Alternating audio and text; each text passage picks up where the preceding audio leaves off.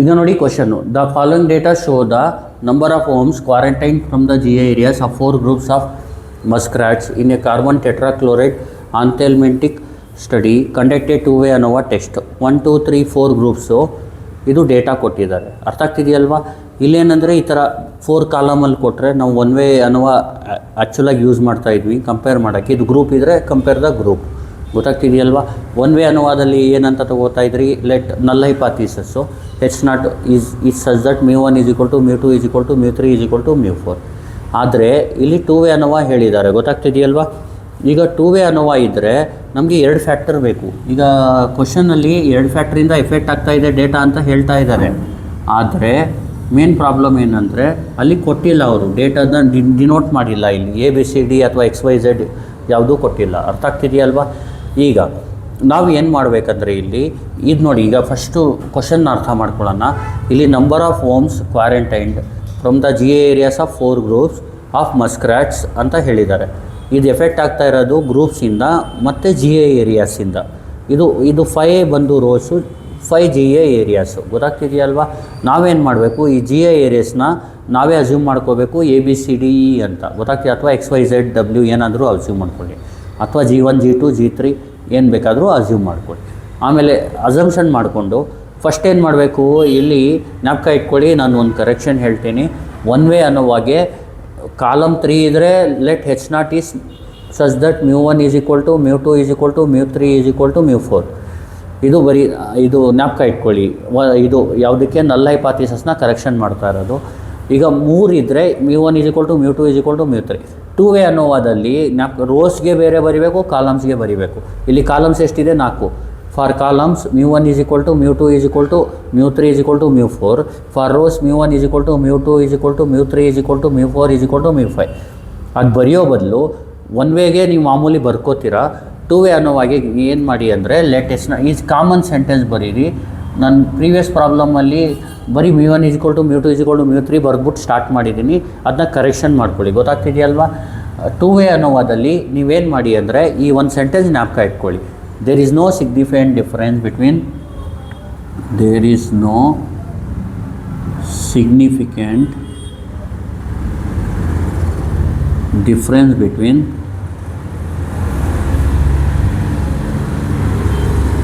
The row means and column means ಅಂತ ಬರೀರಿ.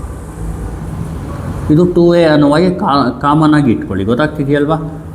ಇನ್ನೊಂದು ಇಲ್ಲಿ 2-way ANOVAದಲ್ಲಿ 2 ಟೈಪ್ ಬರುತ್ತೆ. ಹೆಂಗೆ ಅಂದರೆ ಒಂದು ವಿತ್ ರೆಪ್ಲಿಕೇಶನ್, ಇನ್ನೊಂದು ವಿತೌಟ್ ರೆಪ್ಲಿಕೇಶನ್. ಅದೆಲ್ಲ ಆಮೇಲೆ ನಾನು ಎಕ್ಸ್ಪ್ಲೇನ್ ಮಾಡ್ಕೊಡ್ತೀನಿ ಏನಂತ. ಫಸ್ಟ್ ಏನು ಮಾಡಬೇಕು, H0 ಇದು 2-way ANOVAಗೆ ಕಾಮನ್ ಆಗಿ ಇಟ್ಕೊಳ್ಳಿ. There is no significant difference between row mean and column means. ಬರೀ ಕಾಲಮ್ಸ್ಗೆ ಬೇರೆ, ರೋಗೆ ಬೇರೆ ಬರೆಯೋ ಬದಲು ಜೊತೆಗೆ ಬರೆದ್ಬಿಡಿ H0ನ. ಗೊತ್ತಾಗ್ತಿದೆಯಲ್ವಾ? ಈಗ ನೆಕ್ಸ್ಟ್ ಏನು ಮಾಡಬೇಕು, H0 ಬರೆದಾದ್ಮೇಲೆ ನೀವು ಇಲ್ಲಿ ನೋಡಿ, ಈ ನಂಬರ್ಸ್ ಇದೆಯಲ್ಲ, ಇದು ಜಾಸ್ತಿ ದೊಡ್ಡದಿದೆ. ನಾವು ಸ್ಕ್ವೇರ್ ಮಾಡ್ಕೊಂಡು ಆ್ಯಡ್ ಮಾಡ್ಕೊಂಡು ಕೂತ್ಕೊಂಡಾಗ ದೊಡ್ಡದಾಗುತ್ತೆ ನಂಬರು. ಅದನ್ನ ರೆಡ್ಯೂಸ್ ಮಾಡೋಕ್ಕೆ ಕೋಡಿಂಗ್ ಮೆಥಡ್ ಯೂಸ್ ಮಾಡ್ಬೋದು. ಕೋಡಿಂಗ್ ಮೆಥಡ್ ಅಂದರೆ ಈ ಎಲ್ಲ ಅಬ್ಸರ್ವೇಷನ್ನ ಯಾವುದಾದ್ರೂ ಒಂದು ನಂಬರಿಂದ ಸಪ್ರೇಟ್ ಮಾಡ್ಕೋಬೋದು. ಈಗ ಅದಕ್ಕೆ ನಾವೇನಂತ ಹೇಳೋಣ, ಲೆಟ್ ಫಸ್ಟ್ ಡಿನೋಟ್ ಮಾಡ್ಕೊಳ್ಳೋಣ ಈ 5ನ. Let A, B, C, D and E are the 5 treatments. ಇಲ್ಲಿ GI ಗ್ರೂಪ್ಸ್ನ ಟ್ರೀಟ್ಮೆಂಟ್ ಅಂತ ಹೇಳ್ಬೋದು. 5 ಟ್ರೀಟ್ಮೆಂಟ್ಸ್. ಅರ್ಥ ಆಗ್ತಿದೆಯಲ್ವಾ? ABCDE ಬಂದು ಆರ್ ದ 5 ಟ್ರೀಟ್ಮೆಂಟ್ಸ್ ಅಂತ ಬರ್ಕೊಳ್ಳಿ. ಆ್ಯಂಡ್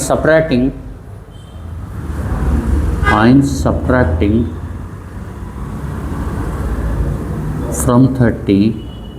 ಈಗ ಏನು ಮಾಡಬೇಕು, 30ಇಂದ ಎಲ್ಲ 30ನೇ ಮಾಡಬೇಕು ಅಂತ ಏನಿಲ್ಲ, ಬೇರೆ 25 ಯಾವ ನಂಬರಿಂದ ಬೇಕಾದರೂ ಮಾಡ್ಬೋದು. ಫ್ರಮ್ ಆಲ್ ದ ಅಬ್ಸರ್ವೇಷನ್ಸ್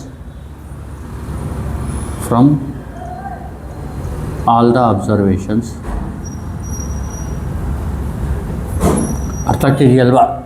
30 ಯಾಕೆ ತೊಗೋತೀವಿ ಅಂದರೆ ರೇಂಜ್ ಬಂದು 10 to 50 ಗಂಟೆ ಇದೆ, ಮಧ್ಯದು 30 ಇರುತ್ತೆ. ಅದಕ್ಕೋಸ್ಕರ ನೋಡಿ, 11ಇಂದ ಹಿಡಿದು 46 ಅವರೇ 50 ಗಂಟೆ ಇದೆ. ಅದ್ರ ಮಧ್ಯೆ 10 to 50 ಅಂದ್ಕೊಳ್ಳಿ. ಅದ್ರ ಮಧ್ಯೆ ಬರೋದು ಯಾವುದು? 30. ಗೊತ್ತಾಗ್ತಿದೆಯಲ್ವಾ? Observation. Then that given table as ಅಂತ ಬರ್ಕೊಳ್ಳಿ. ದೆನ್ ದ ಫುಲ್ ಸ್ಟಾಪ್ ಬರೆದು then the given table as. ಇಲ್ಲೇನು ಮಾಡಬೇಕು, ಟೇಬಲ್ನ ಬರ್ಕೋಬೇಕು. ಇದು 1 2 3 4 ಬರ್ಕೊಳ್ಳಿ. 1 2 3 4. ಇಲ್ಲೇನು ಮಾಡಿ ABCDE ಬರ್ಕೊಳ್ಳಿ. ABCDE. ಆಮೇಲೆ ಏನು ಮಾಡಿ ಇಲ್ಲಿ ಬರ್ಕೊಳ್ಳಿ ಡೇಟಾನ. 33 41 12 38 32 38 35 43 26 40 46 25 14 23 22 13 30 21 11 26. ಇಲ್ಲಿ ಸಮ್ ಮಾಡ್ಕೋಬೇಕು. ಇಲ್ಲಿ ಸಮ್ನ ಏನು ಅಂತ ಡಿನೋಟ್ ಮಾಡ್ಕೊಳ್ಳೋಣ, P ಅಂತ ಮಾಡ್ಕೊಳ್ಳೋಣ. ಇಲ್ಲಿ ಸಮ್ನ T ಅಂತ ಅಂದ್ಕೊಳ್ಳೋಣ. ಅರ್ಥ ಆಗ್ತಿದೆಯಲ್ವಾ? ಇಲ್ಲಿ ನೋಡಿ, ಇನ್ನೊಂದು ಹೇಳಿದೆ, ವಿತ್ ರೆಪ್ಲಿಕೇಶನ್ ವಿತೌಟ್ ರೆಪ್ಲಿಕೇಶನ್ ಅಂದರೆ, ಈಗ ನೋಡಿ A ಮತ್ತು 1ನಲ್ಲಿ ಎಷ್ಟು ಟ್ರಯಲ್ಲಿದೆ, ಒಂದು ಸೆಲ್ ಅಂದ್ಕೊಳ್ಳಿ. ಇದನ್ನ ಒಂದು ಸೆಲ್ಲಲ್ಲಿ ಎಷ್ಟಿದೆ ನಂಬರ್ಸು, ಒಂದೇ ನಂಬರ್ ಇದೆ. ಗೊತ್ತಾಗ್ತಿದೆಯಲ್ವಾ? ಈಗ ಅದೇ ಇಲ್ಲಿ 33, ಇಲ್ಲಿ 44 42 ಏನೋ ಇತ್ತು ಅಂದ್ಕೊಳ್ಳಿ. ಈ ಥರ ಎರಡು ಇದ್ದರೆ, ಎರಡು ಅಥವಾ ಎರಡಕ್ಕಿಂತ ಜಾಸ್ತಿ ಇದ್ದರೆ ಒಂದು ಸೆಲ್ಲಲ್ಲಿ, ಅರ್ಥ ಆಯ್ತಲ್ವಾ? ಆವಾಗ ಇದಕ್ಕೆ ವಿತ್ ರೆಪ್ಲಿಕೇಶನ್ ಅಂತ ಹೇಳ್ತೀವಿ. ವಿತ್ ರೆಪ್ಲಿಕೇಶನ್ ಅಂದರೆ ಏನು ಗೊತ್ತಾ, ಇದು 1 ಟ್ರಯಲ್ಲು, ಇದು 1ಗಿಂತ ಜಾಸ್ತಿ ಟ್ರಯಲ್ ಮಾಡೋದು. ಇದರಿಂದ ನಿಮಗೆ ನೋಡಿ, ವಿತ್ ರೆಪ್ಲಿಕೇಶನಲ್ಲಿ ಅಡ್ವಾಂಟೇಜ್ ಏನಂದರೆ ರಿಲಯಬಲ್ ರಿಸಲ್ಟ್ಸ್ ಬರುತ್ತೆ. ಗೊತ್ತಾಗ್ತಿದೆಯಲ್ವಾ? ಅಂದರೆ ಒಪ್ಕೊಳ್ಳೋ ರಿಸಲ್ಟ್ಗಳ ಬರುತ್ತೆ. ಗೊತ್ತಾಗ್ತಿದೆಯಲ್ವಾ? ಜ್ಞಾಪಕ ಇಟ್ಕೊಳ್ಳಿ. ಇನ್ನೊಂದು, ಈ ನಂಬರಿಂದ ನೀವು ಏನು ಯಾವುದಾದ್ರೂ ನಂಬರಿಂದ ಎಲ್ಲ ಅಬ್ಸರ್ವೇಷನ್ ಏನು ಸಪ್ರೇಟ್ ಮಾಡ್ತೀರಾ, ಸಪ್ರೇಟ್ ಮಾಡಿದ್ರೆ ನಿಮಗೆ ಏನಾಗುತ್ತೆ ಅಂದರೆ ಫೈನಲ್ ಏನು ಕನ್ಕ್ಲೂಷನ್ ಸಿಗುತ್ತೆ ಇದರಿಂದ, ಡೈರೆಕ್ಟಿಂದ ಅದೇ ಸೇಮ್ ಅದರಿಂದ ಸಿಗುತ್ತೆ. ನೋಡಿ, ಇದು ಈ ಟೇಬಲ್ಲು ಈ ಥರ ಇದೆ. ನಾವೇನು ಮಾಡಬೇಕು, ಈಗ 30ಇಂದ ಸಪ್ರೇಟ್ ಮಾಡಬೇಕು. ನೋಡಿ, ಸಪ್ರೇಟ್ ಮಾಡಿಬಿಟ್ಟು ಡೈರೆಕ್ಟಾಗಿ ಬರೆದ್ಬಿಡಿ. 2 ಸತಿ ಬರ್ಕೊಂಡು ಕೂತ್ಕೊಬಿಡಿ, ಸರಿನಾ? ಬೇಕಿದ್ರೆ ಫಸ್ಟ್ ಇದು ಬರೆದ್ಬಿಟ್ಟು ಆಮೇಲೆ ಸಪ್ರೇಟ್ ಮಾಡಿ. ಅರ್ಥ ಆಗ್ತಿದೆಯಲ್ವಾ? ಆಮೇಲೆ ಸಮ್ ಮಾಡ್ಬೋದು. ನೀವೇನು ಮಾಡಿ, ಡೈರೆಕ್ಟಾಗಿ ಸಪ್ರೇಟ್ ಮಾಡ್ಬಿಟ್ಟು ಹಾಕ್ಬಿಡಿ. ನಾನು ಹೆಂಗೆ ಬರಿತಾ ಇದ್ದೀನಿ ಎಕ್ಸಾಮಲ್ಲಿ ಅದು ಬರೀರಿ, ಟೈಮ್ ಸೇವ್ ಆಗುತ್ತೆ ನಿಮಗೆ. ಇಲ್ಲೇನು ಮಾಡಬೇಕು, 33 - 30 ಅಂದರೆ 3, 41 - 30 ಅಂದರೆ 11, 12 - 30 ಅಂದರೆ -18, 38 - 30 ಅಂದರೆ 8, 32 - 30 ಅಂದರೆ 2, 38 - 30 ಅಂದರೆ 8, 35 - 30 ಅಂದರೆ 5, 43 - 30 ಅಂದರೆ 13, 26 - 30 ಅಂದರೆ -4, 40 - 30 ಅಂದರೆ 10, 46 - 30 ಅಂದರೆ 16, 25 - 30 ಅಂದರೆ -5, 14 - 30 ಅಂದರೆ -16, 23 - 30 ಅಂದರೆ -7, 22 - 30 ಅಂದರೆ -8, 13 - 30 ಅಂದರೆ 17, -17, 30 - 30 0, 21 - 30 -9, 11 - 30 -19, 26 - 30 -4. ಈಗೇನು ಮಾಡ್ಬೇಕು, ಇದನ್ನ ಆ್ಯಡ್ ಮಾಡಿ. ನೋಡಿ, ಅದು ಆ್ಯಡ್ ಮಾಡೋಕ್ಕೂ ಇದು ಆ್ಯಡ್ ಮಾಡೋಕ್ಕೂ ಏನಿರುತ್ತೆ ನಿಮಗೆ, ಈಸಿ ಇರುತ್ತೆ. ಇದು ಗೊತ್ತಾಗ್ತಿದೆಯಲ್ವಾ? ಈ ಥರ ಮಾಡ್ಕೋಬೇಕು. ಪ್ರಾಬ್ಲಮ್ ಇದು ಕೊಟ್ಟಾಗ ಫಸ್ಟು ಜ್ಞಾಪಕ ಇಟ್ಕೊಳ್ಳಿ, H0 ಬರೀರಿ. H0 ಏನು, there is no significant difference between the row mean and column mean. ಆಮೇಲೆ ABCD ಇಲ್ಲಿ ಡಿನೋಟ್ ಮಾಡಿಲ್ಲ, ಡಿನೋಟ್ ಮಾಡ್ಕೊಳ್ಳಿ. Let ABCDE are the 5 treatments and separating from 30, ಯಾಕೆಂದರೆ ನಂಬರ್ ದೊಡ್ಡಿರೋದ್ರಿಂದ separating then the given table as ಅಂತ ಇದು ಬರೀರಿ. ಗೊತ್ತಾಗ್ತಿದೆಯಲ್ವಾ? ಈಗೇನು ಮಾಡಿ, ಆ್ಯಡ್ ಮಾಡಿ. ಇದನ್ನ ಎಷ್ಟಾಗತ್ತೆ ನೋಡಿ, 3 + 11 - 18 + 8, 4 ಬರುತ್ತೆ ಫಸ್ಟ್ ಒನ್ನು. ನೆಕ್ಸ್ಟು 2 8, 2 + 8 + 5 + 13, 28 ಬರುತ್ತೆ. ನೆಕ್ಸ್ಟು -4 + 10 + 16 - 5, 17 ಬರುತ್ತೆ. ನೆಕ್ಸ್ಟು -16 -7 -7 -8 -17 -48 ಬರುತ್ತೆ ಇದು. ಆಮೇಲೆ 0 - 9 -19 -4, ಬೇಕಾದರೆ 0 ಬರೆದಿಲ್ಲ ಅಂದರೂ ನಡೆಯುತ್ತೆ, -32. ಆಮೇಲೆ ಇದನ್ನ ಆ್ಯಡ್ ಮಾಡಿ 3 + 2 + 3 + 2 -4 -16 + 0 -15. ಆಮೇಲೆ 11 + 8 + 10 11 + 8 + 10 -7 -9 13. ಆಮೇಲೆ ಇದನ್ನ ಆ್ಯಡ್ ಮಾಡಿ -18 + 5 -18 + 5 + 16 -8 -19 -24. ಆಮೇಲೆ ಇದನ್ನ ಆ್ಯಡ್ ಮಾಡಿ 8 + 13 -5 -17 -4 -5. ಆಮೇಲೆ ಫುಲ್ ಟೋಟಲ್ ಆ್ಯಡ್ ಮಾಡಿ. ಎರಡು ಕಡೆನೂ ಆ್ಯಡ್ ಮಾಡಿ, ಎರಡೂ ಸೇಮ್ ಬರುತ್ತೆ. ಅದು 4 + 28 + 17 -48 -32 -31. ಇದು ಆ್ಯಡ್ ಮಾಡಿ ನೋಡೋಣ. -15 + 13 -24 -5 -31. ಈಗೇನು ಮಾಡಿ, ಇದಾದಮೇಲೆ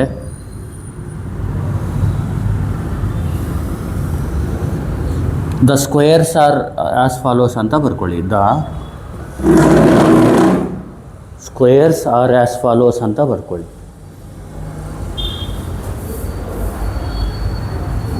the squares are as follows ಅಂತ ಬರೆದು ಬೇಕಿದ್ರೆ ಇದು ಮಾತ್ರ ಬರ್ಕೊಳ್ಳಿ. 1 2 3 4 ಸ್ಕ್ವೇರ್ ಮಾಡಿ ಬರೀರಿ. ಸ್ಕ್ವೇರ್ ಮಾಡಿ ಬರೆದ್ರೆ 3ಗೆ ಸ್ಕ್ವೇರ್ ಎಷ್ಟು? 9. 2ಗೆ ಸ್ಕ್ವೇರು 4. -4ಗೆ ಸ್ಕ್ವೇರು 16. 16ಗೆ ಸ್ಕ್ವೇರ್ ಏನು? 256. 0 ಸ್ಕ್ವೇರ್ ಅಂದರೆ 0. ಆಮೇಲೆ ಸೆಕೆಂಡ್ ಒನ್ 11ಗೆ ಸ್ಕ್ವೇರು 121. 8ಗೆ ಸ್ಕ್ವೇರ್ 64. 10ಗೆ ಸ್ಕ್ವೇರ್ 100. -7ಗೆ ಸ್ಕ್ವೇರ್ 49. 9ಗೆ ಸ್ಕ್ವೇರ್ 81. 18ಗೆ ಸ್ಕ್ವೇರು ಚೆಕ್ ಮಾಡ್ಕೊಬಿಡೋಣ. 324. 324. 5ಗೆ ಸ್ಕ್ವೇರ್ 25. 16 ಸ್ಕ್ವೇರ್ ಬಂದು 256. 8ಗೆ ಸ್ಕ್ವೇರ್ 64. 19ಗೆ ಸ್ಕ್ವೇರ್ 361. ಆಮೇಲೆ 8ಗೆ ಸ್ಕ್ವೇರ್ 64. 13ಗೆ ಸ್ಕ್ವೇರ್ 169. 5ಗೆ ಸ್ಕ್ವೇರ್ 25. 17ಗೆ ಸ್ಕ್ವೇರ್ 289. 4ಗೆ ಸ್ಕ್ವೇರ್ 16. ಇದನ್ನ ಆ್ಯಡ್ ಮಾಡಿ. ಇದನ್ನ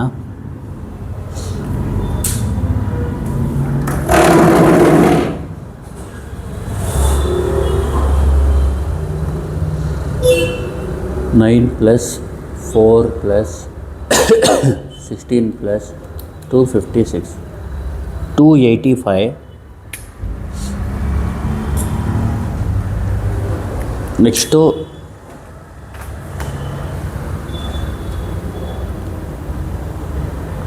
121 + 64 + 100 + 49 + 81 415. Next 324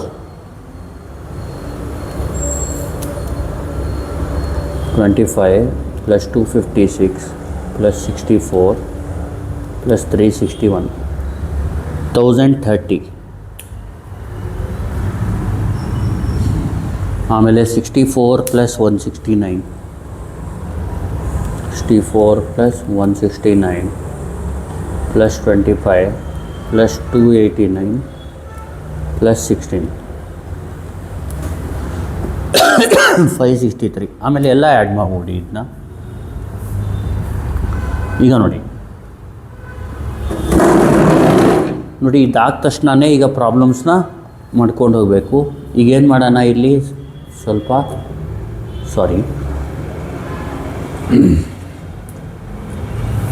ಡೇಟಾನ ಬರ್ಕೊಬಿಡೋಣ. ಈಗ ಇಲ್ಲೇನು ಮಾಡೋಣ, ವಿ ಹ್ಯಾವ್ ಫಸ್ಟ್ ಏನು ಮಾಡಿ, capital N total number of observations ಎಷ್ಟಿದೆ, 1 2 3 4 5 5 4 20. ನಂಬರ್ ಆಫ್ ರೋಸ್ ಆರ್ ಎಷ್ಟಿದೆ, 1 2 3 4 5. Number of columns C 4. ಅರ್ಥ ಆಗ್ತಿದೆಯಲ್ಲ, 4 ಕಾಲಮ್ ಇದೆ. ಟೋಟಲ್ ಕ್ಯಾಪಿಟಲ್ ಟಿ ಬಂದು -31 ಇಷ್ಟು ಬರ್ಕೊಳ್ಳಿ. ಈಗ ಕರೆಕ್ಷನ್ ಫ್ಯಾಕ್ಟರ್ ಬರೀರಿ. ಕರೆಕ್ಷನ್ ಫ್ಯಾಕ್ಟರ್ ಅಂದರೆ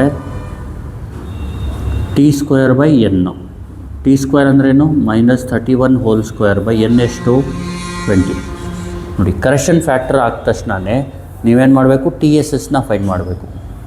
ಇಲ್ಲಿ TSS ಅಂದರೆ ಫಾರ್ಮುಲಾ ಸಮೇಷನ್ ಆಫ್ xij², ಆಮೇಲೆ ನೋಡಿ xij² - CF. ಇಲ್ಲಿ TSS ಈಸ್ ಈಕ್ವಲ್ ಟು, ಇಲ್ಲಿ ಆಲ್ರೆಡಿ ಸ್ಕ್ವೇರ್ ಮಾಡಿ ಆ್ಯಡ್ ಮಾಡಿರೋದನ್ನ ಸಮ್ ಮಾಡಬೇಕು. ಮತ್ತೆ ಹೇಳಿ, 285 + 415 + 1030 + 563 -31 ಹೋಲ್ ಸ್ಕ್ವೇರ್ ಬೈ 20. ನೋಡಿ ಇದನ್ನ ಮಾಡಿದ್ರೆ ನಿಮಗೆ ಆನ್ಸರು TSS ಸಿಗುತ್ತೆ.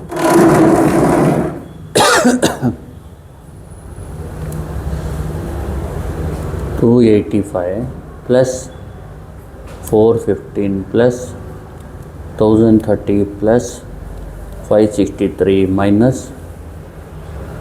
-31 ಹೋಲ್ ಸ್ಕ್ವೇರ್ ಬೈ 20. 2244.95.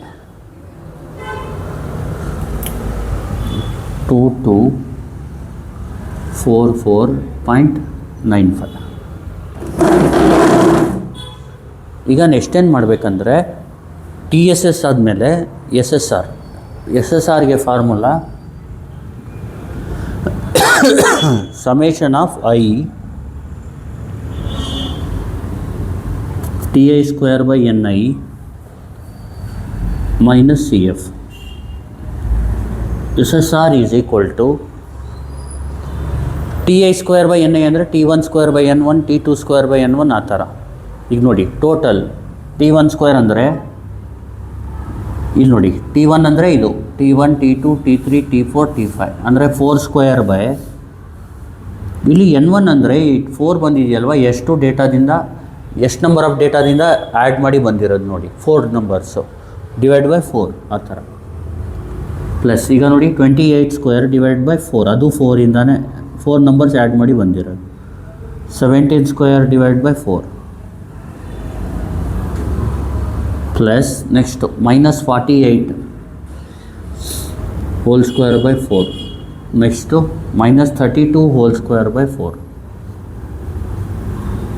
CF ಅಂದರೆ ಏನು, -31 ಹೋಲ್ ಸ್ಕ್ವೇರ್ ಬೈ 20. ಇದನ್ನ ಕ್ಯಾಲ್ಸಿಲ್ ನೀಟಾಗಿ ಟೈಪ್ ಮಾಡಿ.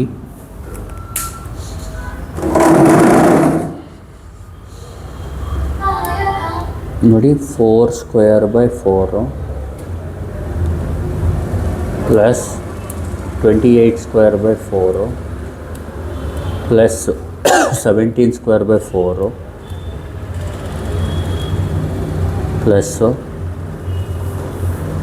48 -48 ಹೋಲ್ ಸ್ಕ್ವೇರ್ ಬೇಕಾದರೂ ಹೊಡೀರಿ, ಅಥವಾ ಬರೀ 48² / 4 ಪ್ಲಸ್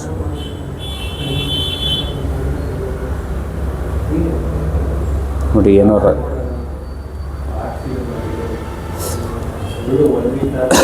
48² / 4 ಪ್ಲಸ್ 32² / 4 -32 ಹೋಲ್ ಸ್ಕ್ವೇರ್ ಬೇಕಾದರೂ ಹೊಡಿ, -31² / 20.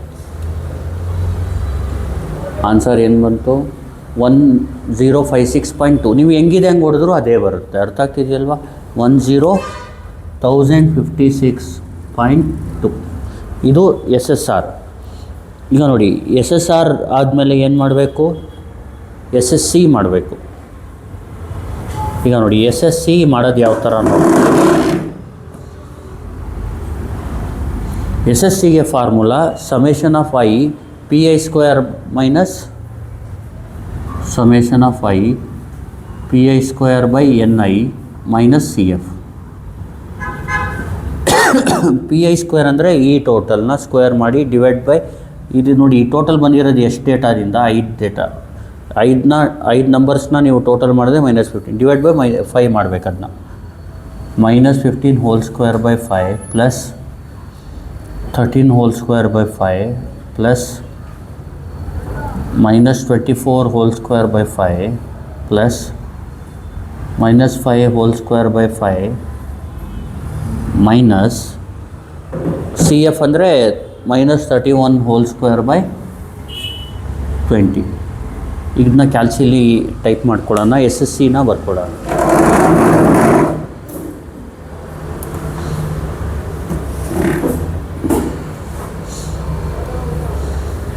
ನೋಡಿ 15 square by 5 plus 13 square by 5 plus -24 whole square by 5ನ ಬರೀ 24 ಸ್ಕ್ವೇರ್ ಬೈ 5 ಬೇಕಾದರೂ ಹೊಡಿಬೋದು, plus 5 square by 5 minus 31 square by 20. Answer ಎಷ್ಟು ಬರುತ್ತೆ ಅಂದರೆ 150.95. ಇದು ಎಸ್ ಎಸ್ ಸಿ ಆದ ತಕ್ಷಣವೇ ಎಸ್ ಎಸ್ ಸಿನ ಫೈಂಡ್ ಮಾಡಬೇಕು, 150.95. ಈಗ ಎಸ್ ಎಸ್ ಸಿ ಬಂದು formula T S S minus S S R minus S S C. S S C is equal to T S S ಎಷ್ಟು 2244.95 2244.95 ಮೈನಸ್ ಎಸ್ ಎಸ್ ಆರ್ ಏನು 1056.2 1056.2 S S C ಏನು 150.95. ಇದನ್ನ ಕ್ಯಾಲ್ಸಿಲ್ ಮಾಡಿದ್ರೆ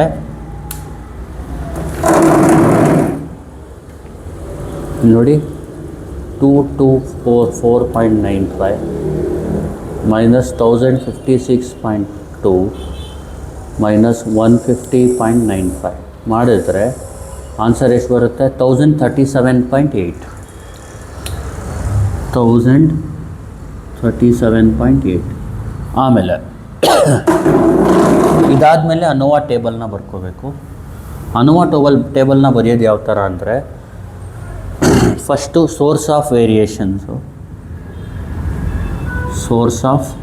variations ಇಲ್ಲಿ rose, ಕೆಳಗಡೆ columns, ಅದ್ರ ಕೆಳಗಡೆ ಎರರು, ಆಮೇಲೆ ಟೋಟಲ್ಲು. ಎರರು ಟೋಟಲ್. ಈಗ ಸಮ್ ಆಫ್ ಸ್ಕ್ವೇರ್ ಬರ್ಕೊಳ್ಳಿ. ಇಲ್ಲಿ ಸಮ್ ಆಫ್ ಸ್ಕ್ವೇರ್ಸು ಫಸ್ಟು ಇಲ್ಲಿ ಎಸ್ ಎಸ್ ಆರ್ ಬರೀಬೇಕು. ಎಸ್ ಎಸ್ ಆರ್ ಎಷ್ಟು 1056.2 1056.2. ಇಲ್ಲಿ ಎಸ್ ಎಸ್ ಸಿ ಬರೀಬೇಕು. ಎಸ್ ಎಸ್ ಸಿ ಎಷ್ಟು 150.95. ಇಲ್ಲಿ ಎಸ್ ಎಸ್ ಸಿ ಬರೀಬೇಕು 1037.8. ಆಮೇಲೆ ಇಲ್ಲಿ ಟಿ ಎಸ್ ಎಸ್ ಬರೀಬೇಕು. ಟಿ ಎಸ್ ಎಸ್ ಎಷ್ಟು 2244.95 2244.95. ಸಮ್ ಆಫ್ ಸ್ಕ್ವೇರ್ಸ್ ಆದಮೇಲೆ ಡಿಗ್ರೀಸ್ ಆಫ್ ಫ್ರೀಡಮ್ಸ್ ಅಂದರೆ ಇಲ್ಲಿ R-1 ಆಗ್ತಿದೆಯಲ್ವಾ. ಇಲ್ಲಿ R-1 ಅಂದರೆ R ಎಷ್ಟು 5 5 - 1 ಎಷ್ಟು 4. C-1 C ಎಷ್ಟು 4 4 - 1 3. ಇಲ್ಲಿ R-1 into C-1 R-1 into C-1 4 3s are 12. ಇಲ್ಲಿ n-1 ಅಂದರೆ ಎಷ್ಟು 20 - 1 19. ನೀವು ಬೇಕಿದ್ರೆ ಇದು ಆ್ಯಡ್ ಮಾಡೋದು 19 ಬರುತ್ತೆ ನೋಡಿ. 12 15 19 ಮೀನ್ ಸ್ಕ್ವೇರ್ಸು.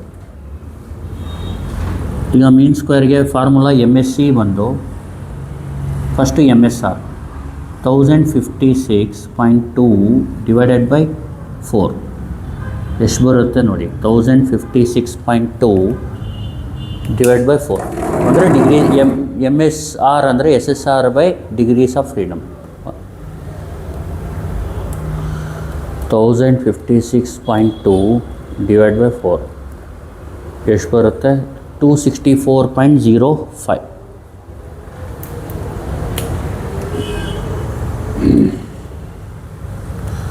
ಎಷ್ಟು? 264.05. MSR ಆದಮೇಲೆ MSC ಇದನ್ನ ಹೆಂಗೆ ಮಾಡೋದು? 150.95 ಡಿವೈಡೆಡ್ ಬೈ 3. ಈಗ ನೋಡಿ 150.95 ಡಿವೈಡ್ ಬೈ 3 ಮಾಡಿ. 150.95 ಡಿವೈಡ್ ಬೈ 3 50.32 ಬರುತ್ತೆ. 50.32. ನೆಕ್ಸ್ಟು MSE ಅಂದರೆ 1037.8 divided by 12.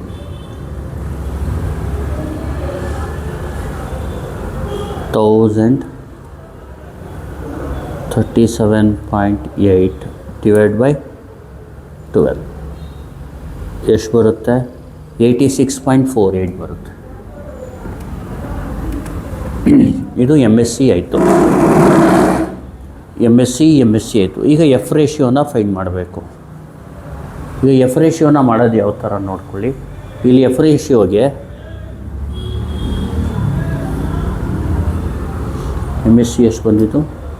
86.48. F ratio first ಇಲ್ಲೇನು ಬರುತ್ತೆ? FR ಬರುತ್ತೆ. FR ಅಂದರೆ MSR ಡಿವೈಡೆಡ್ ಬೈ ಇದು MSC. MSR divide by MSC ಅಂದರೆ MSR ಎಷ್ಟು? 264.05. MSC ಎಷ್ಟು? 86.48. ಇದನ್ನ ಕ್ಯಾಲ್ಸಿಲ್ ಮಾಡಿದ್ರೆ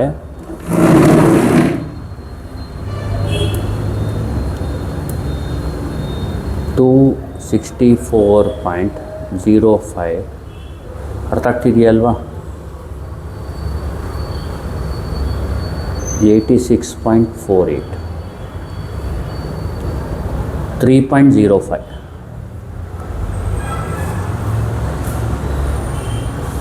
3.05 ಬರುತ್ತೆ ಅದು.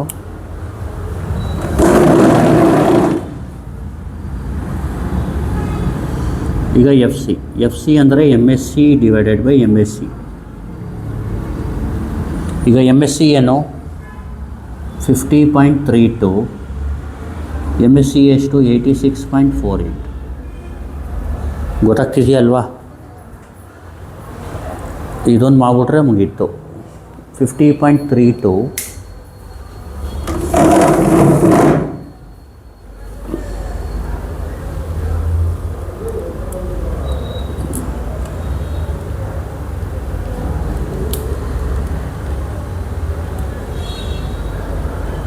0.58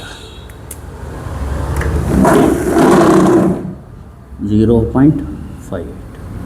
ಈಗ ನೋಡಿ ಇದು ಒಂದು ಟೇಬಲ್ ಮುಗೀತು. ANOVA ಟೇಬಲ್ನ ನೀಟಾಗಿ ಬರೀರಿ. ನಾನು ರಫಾಗಿ ಬರೀತಿದ್ದೀನಿ.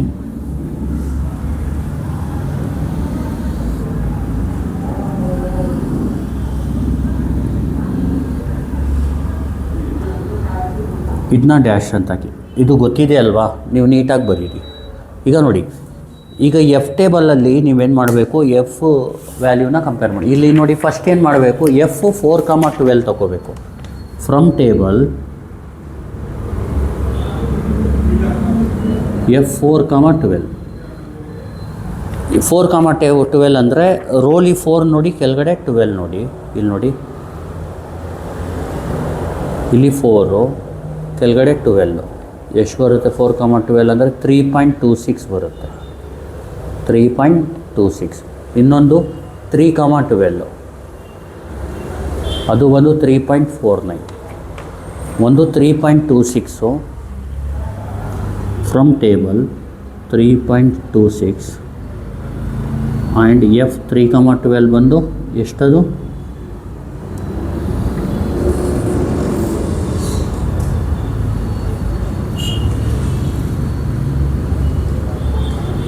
3,12 ಎಷ್ಟು 3.49. ಈಗ ನೋಡಿ 4,12 ಇದು 3.05 FR ಇದೆಯಲ್ಲ, ಇದಕ್ಕೆ ಕಂಪೇರ್ ಮಾಡಿ. ಏನಿದೆ? ಕಡಿಮೆ ಇದೆ. FR is equal to 3.05 less than 3.26 and FC is equal to 0.58 is less than the 3.49. ಅಂದರೆ ಇಲ್ಲಿ ಏನಂತ ಹೇಳ್ಬೋದು? Null hypothesis is accepted. ಅಂದರೆ therefore thus we conclude that there is no significant difference between the rows means and column means. ಗೊತ್ತಾಗ್ತಿದೆಯಲ್ವಾ? Thank you. ಇಷ್ಟೇ, ನೀಟಾಗಿ ನೋಡ್ಕೊಳ್ಳಿ. First H0ನ ಬರೆಯೋದನ್ನ ನೀಟಾಗಿ ಮಾಡ್ಕೊಳ್ಳಿ. H0 2 ವೇ ಅನ್ನೋವ ವಿತೌಟ್ ರಿಪ್ಲಿಕೇಷನ್ಗೆ ಈ ಥರ ಮಾಡಿ. ವಿತ್ ರೆಪ್ಲಿಕೇಷನ್ಗೆ H0ನ ನಾನು ಬರೆಯೋದನ್ನ ಹೇಳ್ತೀನಿ. 1 ವೇ ಅನ್ನೋವಾಗೆ ಎಷ್ಟು ನಂಬರ್ಸು ಸ್ಯಾಂಪಲ್ ಇದೆ ನೋಡಿ, ಅದ್ರ ಪ್ರಕಾರ ಬರ್ಕೊಳ್ಳಿ. ಬಾಕಿದೆಲ್ಲ ಕಾಮನ್ನು ಹೆಂಗೆ ಮಾಡ್ತಾಯಿದ್ರಿ ಹಂಗೆ ಮಾಡಿ. Thank you.